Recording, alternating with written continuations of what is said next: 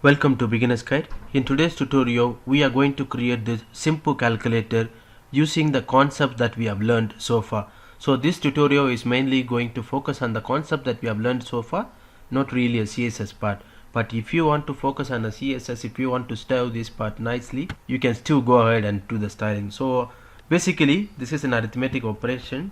If you want to enter numbers here, number 1 and number 2, you can enter. When you click the button add, it's going to add. When you click the button subtract, is going to subtract, multiply, divide. I'm sure that in JavaScript you have learned the concept. There is no divide by 0 error. For example, if you want to put 0, meaning 2 divided by 0, in other programming it would give you an error saying divide by 0, isn't it? So instead it's going to return the value as infinity, as you can see them here. Again, another part I want you to know is, if you don't enter the Lego number in one of these two boxes, let me say instead of number, if I enter text, when I click add, is going to produce the error as NaN, not as a number. So this one we have discussed in the number methods. I hope you can still remember. Without further ado, let's get started to create this simple calculator. I'm going to the HTML. Let me create the basic boilerplate. So here I'm going to create the form tag. So I'm going to give the name for this form tag. So let me say name. I can say my form. Inside, what I need to do, I need to create this heading. Then this heading here, there is a line in between. Then this label with the text boxes, this button, and here there is a label. This result is in red in color. Then there must be an input box where I'm going to display the result. So let us create this one. So what I'm going to do, I'm going to create a heading. So this is my heading, right? Let me just copy and paste. And then this one has to be there in the center. So I'm going to use the inline styling, saying align equals to center. Let me save and run. Let's see how does that one looks like. Okay, it's already in the center. Now I need to create this horizontal line, which is going to be red in color. So I'm going to use the tag as HR horizontal line, but it has to be in the red color. Color is equals to red. Let me go and refresh. Okay, we are good. Now we are going to create this part which is there in the center. So what I'm going to do, I'm going to create the tag as center. So within the center tag, I'm going to have this heading here. So what I'm going to do, I'm going to just copy, and then I want them to be, put them here. So there is an underline there, so I'm going to put U tag to underline. So let me put this text inside the U tag. Yeah, good. The next one is, I'm going to create a label. The label is number 1, then colon. I'm going to have the input box. Let me give the name as a property to this input box. I can say num1 is the name. So let me save and refresh. See how does this one look like. Okay, I want to bring this number 1 and the text box to the next line. So what I'm going to do, I'm just going to use the break in between. Let me use 2 breaks so that the alignment would look nice. Let me save and refresh. Okay, this one is fine. So now I'm going to do the same for the number 2. So let me copy and paste. So this one is going to be number 2. Let me name this one as num2. So when I refresh, I will have number 2. So in between, just add me the break tag. Let me save and refresh. Okay, we are good. What is next is, we need to have 4 buttons. So let me create 4 buttons. So type is going to be button value. The first one is an add. So let me pass that one so add. So I'm going to do the same for the other 4 buttons, just that I'm going to change the values. So let me save and run. Let's see how does that one looks like. There is 4 buttons. So let me just add the break in between so that that one will be in the next line. Let me save and refresh. We are good. So what we are remaining with is this part. Result is supposed to be in the red color, and then there is a text box. So here I'm going to do, let me say font color. I want them to be in red. So what is it for? Result is, so that is, and then I'm going to have the input box. So input type is going to be text, and then let me give the name. I can say my result. Let me save and run. I'm sure that you are done with our HTML part now. So let me just bring this one down there. So I'm going to add the break. Let me save and refresh. Okay, now we are good, right? All we need to do is, so here, why is it not red? Oh, let me just remove this hyphen. So it's going to be font color. Let me save and refresh.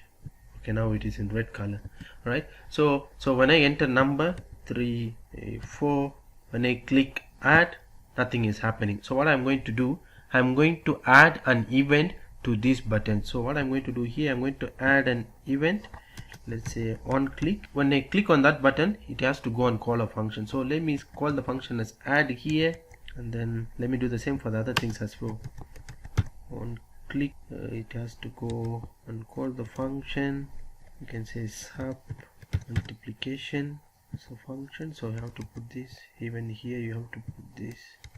And finally we are going to have on click. This one we can say divide as a function name. Now what we have done, we have created the basic HTML design. So every time when I click on that button, it has to perform the addition and subtraction. So for that we need to have a function. Here I have created an event. When I click on that button, it's going to call this function and it's going to perform the operation.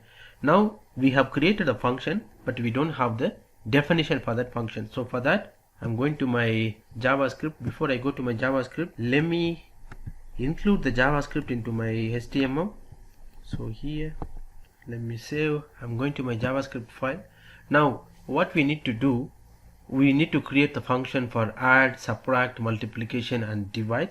So that function is going to perform the operation of addition, subtraction, multiplication, division based on the values that we enter into these two text boxes.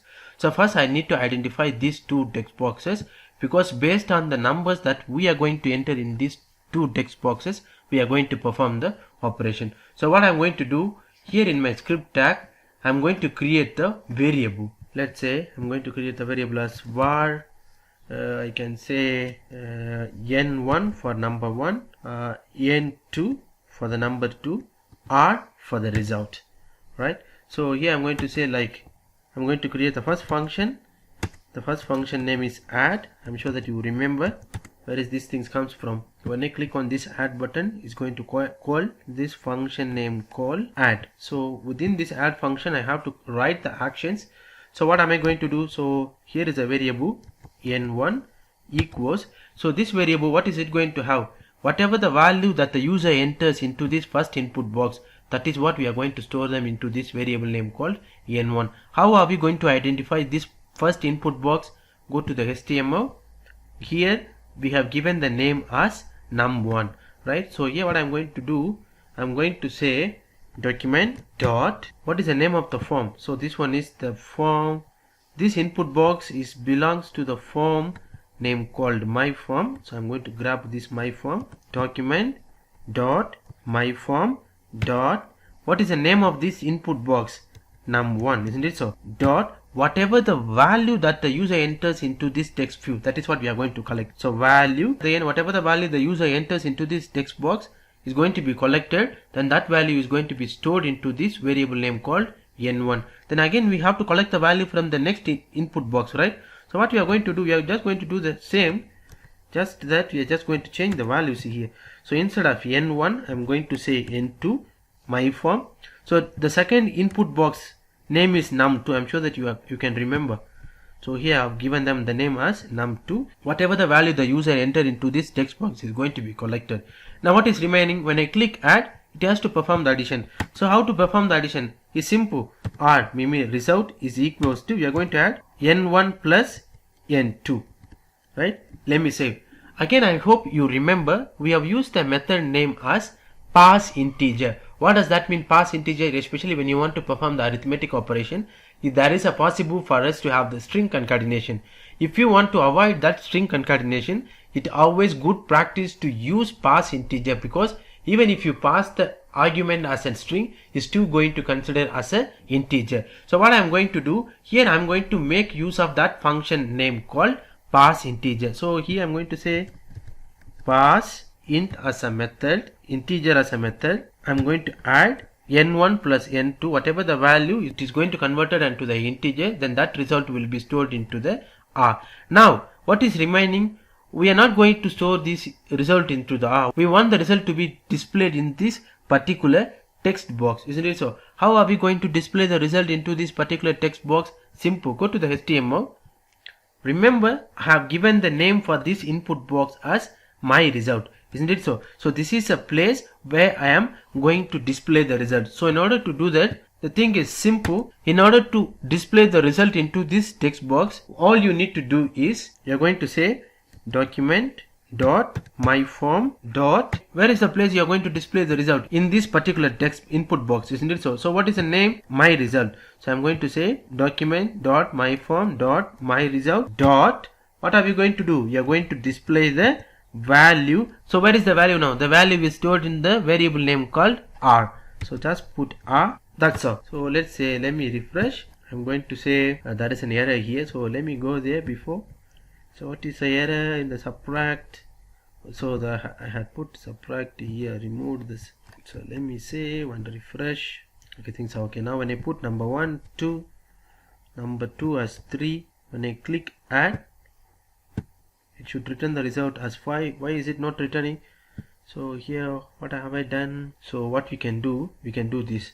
n1 equals, we can say pass int, or pass int. Then here we can say n1. Just we can do the same. So this is going to be n2, pass n2. Okay, now what we need to do, we just have to perform the addition. So in order to do that, R equals n1 plus n2. Let me save and refresh. So 2 plus 3, when I click 3, the result is 5. So what I have done, so you need to pass those n1 and n2 value before you add to the pass integer method, so that in case if you enter the string here, it can still convert it into an integer before you add. No wonder that you have to use the pass integer method before, or you can just use them here instead of bringing them here. What is the other way that you can use? I'm sure that you can just use the pass method here. So you can put this one in bracket. So this one you can say as pass int.